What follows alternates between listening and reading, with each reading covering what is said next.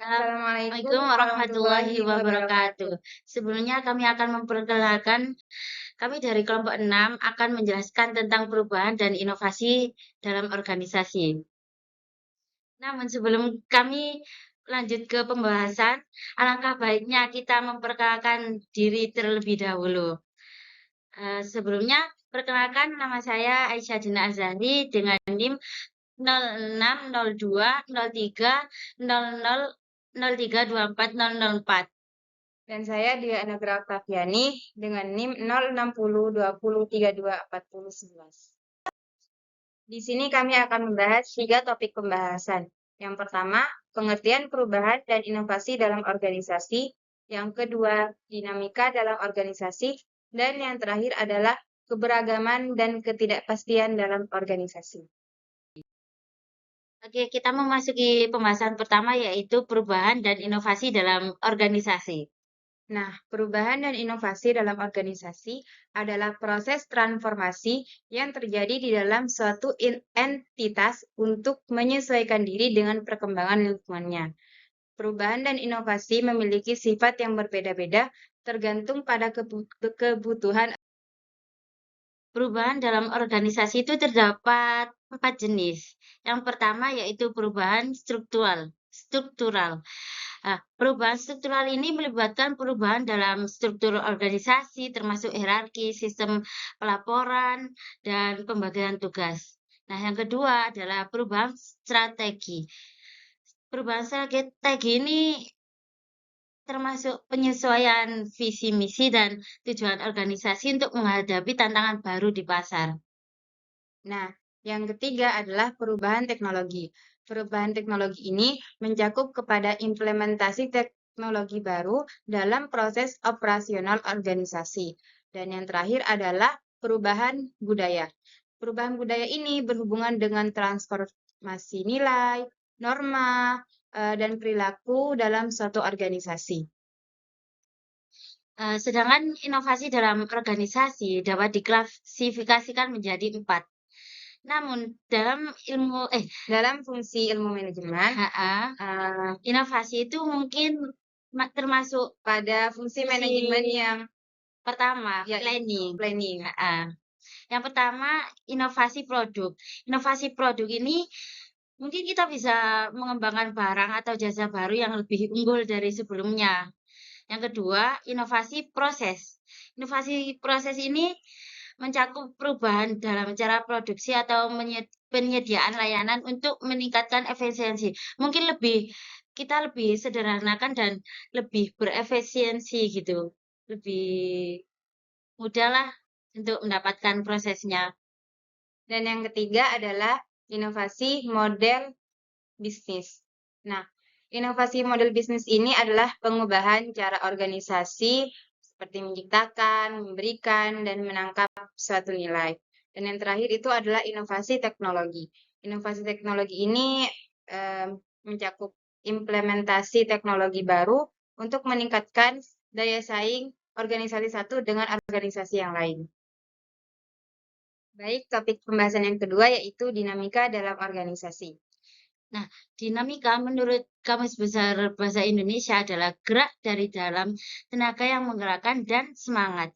Istilah ini juga mencakup aspek perubahan yang terus-menerus dalam berbagai konteks, seperti konteks sosial dan ekonomi. Sedangkan dalam organisasi, dinamika merujuk pada interaksi antar individu, kelompok, dan struktur dalam sebuah organisasi. Dinamika ini mencerminkan bagaimana organisasi merespon perubahan dan inovasi melalui kepemimpinan, komunikasi, budaya, dan sumber daya dalam organisasi. Ada 2 faktor yang mempengaruhi dinamika organisasi. Yang pertama itu adalah faktor internal.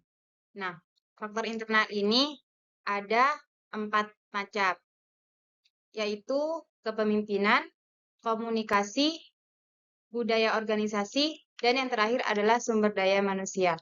Dan yang kedua itu ada faktor eksternal. Faktor eksternal ini meliputi perubahan teknologi, kondisi ekonomi, persaingan antar pasar, dan regulasi pemerintah. Oke, sekarang kita memasuki pembahasan yang ketiga, yaitu keberagaman dan ketidakpastian dalam berorganisasi. Nah, keberagaman dalam organisasi ini meliputi perbedaan individu dalam aspek demografis, latar belakang budaya, dan pola pikir. Sementara itu, ketidakpastian dalam organisasi merujuk pada kondisi yang tidak dapat diprediksi akibat perubahan lingkungan internal maupun eksternal. Ada 3 jenis keberagaman dalam organisasi. Nah, yang pertama adalah keberagaman demografis. Keberagaman ini meliputi perbedaan usia, gender, etnis, agama, dan latar belakang sosial ekonomi dalam suatu organisasi. Nah, studi ini menunjukkan bahwa keberagaman demografis ini dapat memperkaya sudut pandang dalam pengambilan keputusan. Poin yang kedua adalah keberagaman fungsional. Apa saja keberagaman fungsional itu? Pertama, perbedaan dalam keahlian, pengalaman kerja, dan bidang keilmuan juga menjadi faktor keberagaman. Karena organisasi yang memiliki tim dengan latar belakang multidisiplin cenderung lebih inovatif dan responsif terhadap perubahan. Nah, dan yang ketiga adalah keberagaman budaya. Dalam satu organisasi yang multinasional, keberagaman budaya ini menjadi faktor yang sangat penting dan mempengaruhi komunikasi dan kerja tim. Nah, pemahaman yang baik terhadap perbedaan budaya ini dapat meningkatkan efektivitas kerja dan mencegah konflik.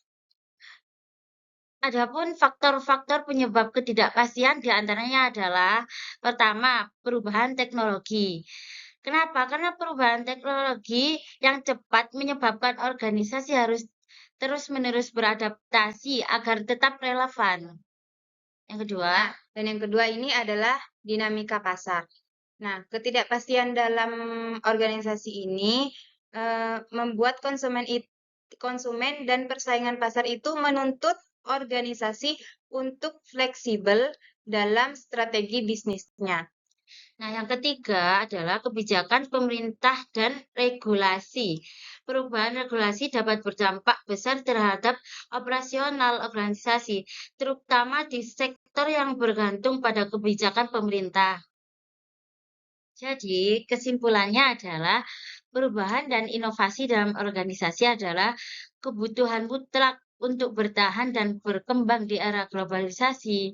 Karena organisasi harus meningkatkan kapasitas, kompetensi, dan strategi jangka panjang yang terarah. Karena kepemimpinan visioner dan budaya kerja yang mendukung inovasi sangat diperlukan agar tetap relevan.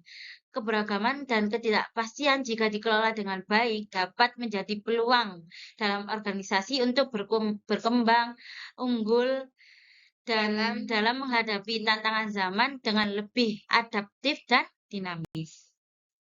Cukup sekian dari kami, kurang dan lebihnya kami mohon maaf. Dan terima kasih atas perhatiannya. Wabillahi taufik wal hidayah. Wassalamualaikum warahmatullahi wabarakatuh.